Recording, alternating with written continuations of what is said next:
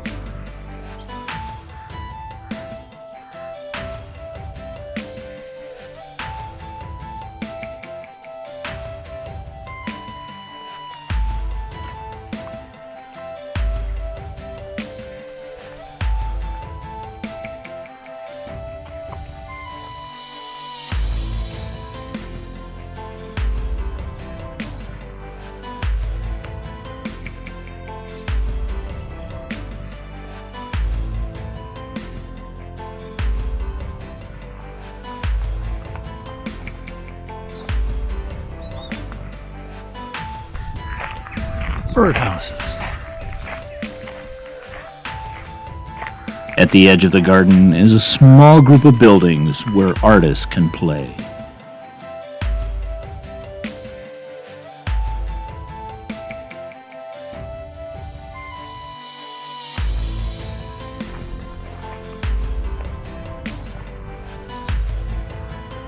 Now off to the castle tour. Kellie Castle was sold to the National Trust of Scotland in 1970. Our story starts in the late 13th century, 1296 at the Battle of Dunbar, Scottish Wars of Independence. But we move on to 1314 and Bannockburn.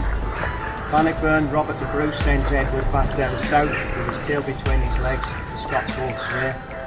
Decides it's time to have a word with Richard Seward.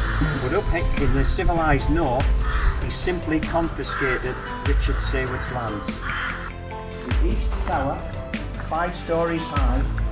If you look to the right of the top window in the East Tower, 1573. That was completed in 1573, and it's paraphrasing, I'm not a Latin scholar. This mansion, snatched from rooks and owls, is dedicated to honest ease amidst labours. Reducing it even further, that's been tough work, let's nip in and see what we've done. But if you notice the date, 1878, it was 2 years before the house was fit to use even as a holiday home. And even then, running water was a scarcity and there was only 2 or 3 rooms available to them. As with all castles, there is a lot of artwork, paintings, and stone stairs.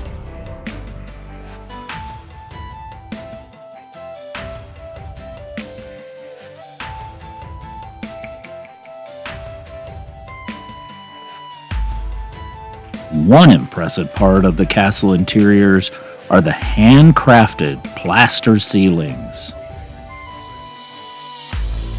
It should be noted that the interiors were overhauled in the 19th century.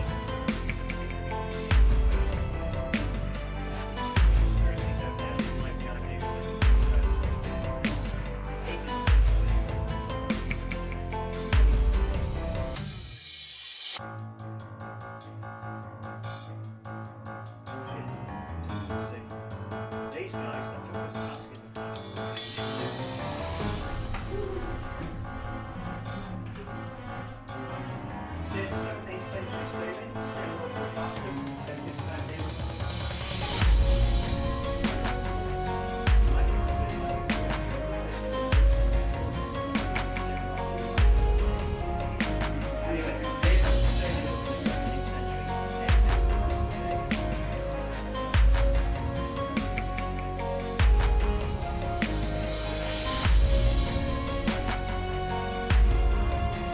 The tour was very historical and interesting as we learn about the castle and the owners. Before leaving the castle today, a woodland walk, which is just relaxing.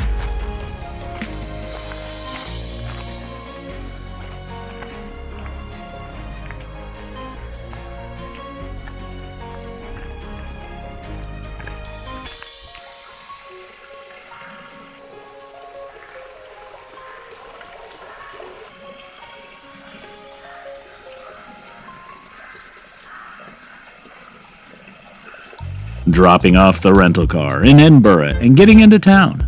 My hotel is in the old town nestled to the beautiful Greyfriars Kirk, a church founded in 1598 as a Catholic friary. The church was constructed between 1602 and 1620, built in the Gothic style fused with Baroque elements.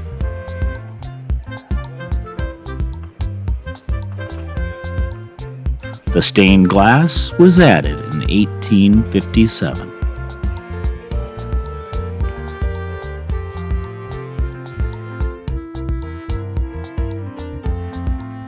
James Maxwell's equations, 1831 to 1879. He is right out in front of St. Andrew's Square. St. Andrew's Square, the main hub for the hop-on, hop-off bus, which is a great way to familiarize oneself with the city. I'll be taking this mode of transportation through the city on my visit here, continuing this afternoon walk to explore what's around Old Town Edinburgh. Enjoy the sights.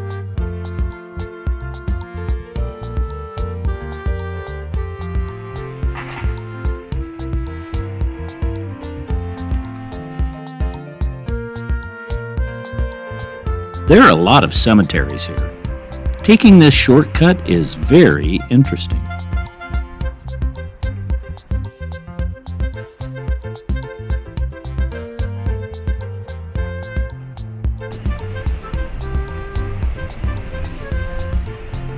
West Market?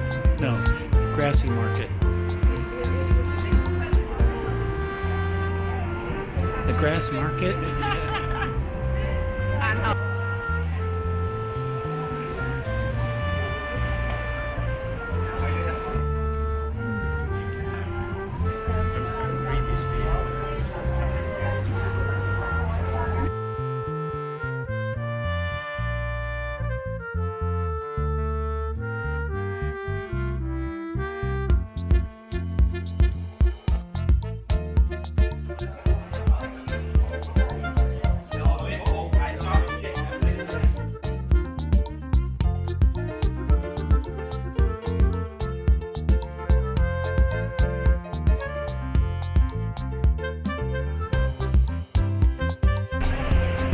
Well, I'm here at Greyfriars Bobby, the famous dog from 1772.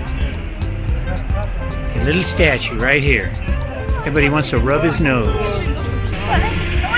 Supposedly good luck to rub his nose. Yeah, but actually,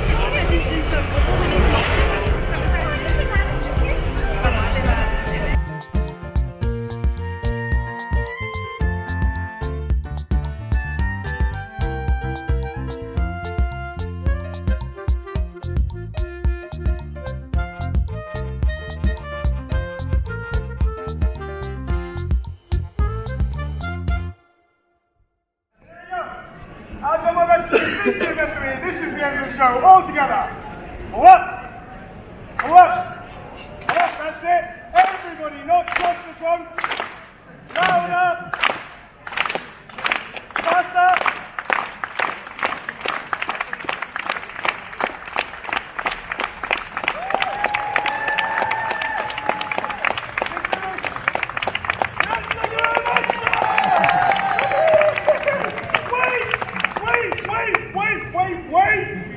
People in the back. Wait! I've forgotten how to get off. 1, 2, 3. Hop! Thank you. It's been a great day driving from St. Andrews to Edinburgh. dropped off the rental car, and explored a bit of the city. Looking forward to continuing this exploration for the next few days. I leave you with some beautiful music from a jazz club that closed out my evening. Thanks for watching Tommy's Holiday. And it's based on a piece called Danza Brasilera by Jorge Morel, but now it's just called Brasilera. See what I did?